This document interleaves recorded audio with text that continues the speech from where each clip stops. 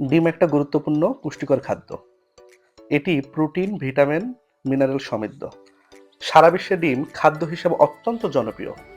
আজকে আমরা দেখব ডিম কিভাবে আমরা খামার থেকে পাই। সর্বপ্রথম আমাদের জাত বা ব্রিড নির্বাচন করতে হবে। কারণ ভালো জাতের মুরগি বছরে 280 থেকে 320টা ডিম দেয়। ডিম বেশি পারলে খামারিরা লাভবান হবে। এই কারণে জাত নির্বাচনটা গুরুত্বপূর্ণ। প্রথম যখন একটা মুরগি ডিম দেয় তার বয়স থাকে 16 থেকে 18 সপ্তাহ এবং এটি প্রায় সর্বোচ্চ সংখ্যক ডিম দেয় যখন তার বয়স 25 থেকে 30 সপ্তাহ হয়।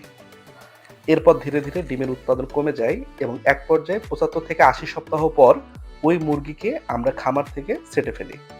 কারণ তখন যে অনুপাতে তারা খাবে সে অনুপাতে তারা ডিম পারবে না। এতে করে খামারি লোকসানের মুখে পড়বে।